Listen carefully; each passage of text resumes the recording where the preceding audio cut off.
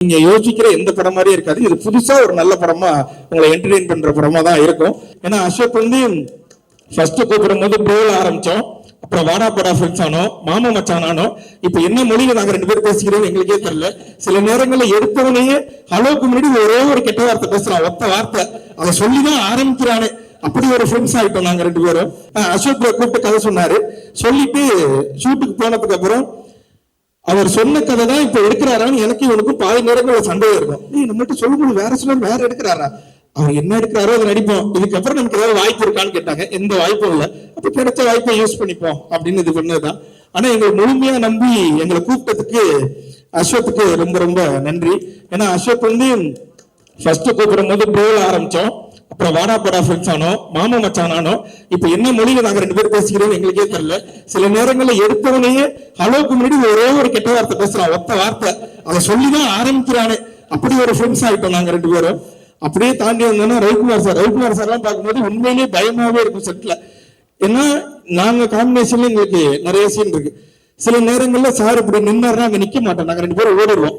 சரி அவங்க ஏதாவது சொல்லிடுவாங்க, சூப்பர் ஸ்டாரை வச்செல்லாம் படம் பண்ண வருவா அவரு, இப்படி எல்லாம் வர நாங்க பேசுவோம்.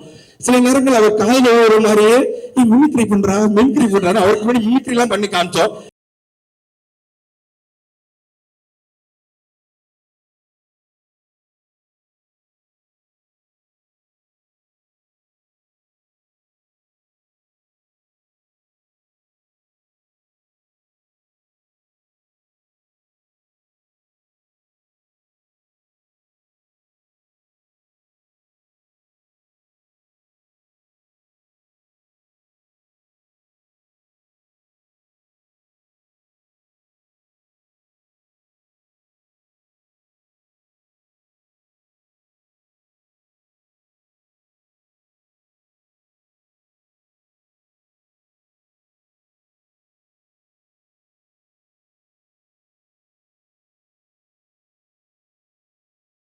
என்னோட கேரக்டர் பேர் அன்பு.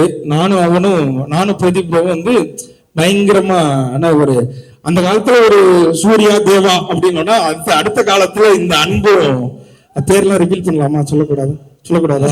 என்ன அங்கேயும் மிரட்டுற, நீ வெளில வாடி. அதனால அதான் பேர் ரிவீல் பண்றேன். என் பேர் அன்பு. அந்த மாதிரியான ஒரு நட்பு இந்த படத்துலயும் பார்க்கலாம். நிறைய பேர் வந்து இத நிறைய இடங்கள்ல சொல்லிக்கிட்டே இருந்தாங்க, இது வந்து அந்த படமா இருக்கு, இது வந்து இந்த படமா இருக்குன்றது. ஆனா இது நான் பார்த்துட்டேன், அதனால சொல்றேன். நீங்க யோசிக்கிற எந்த படம் மாதிரியே இருக்காது. இது புதுசா ஒரு நல்ல படமா உங்களை என்டர்டெயின் பண்ற படமா தான் இருக்கும். அதுல நான் ஷியரா சொல்றேன்.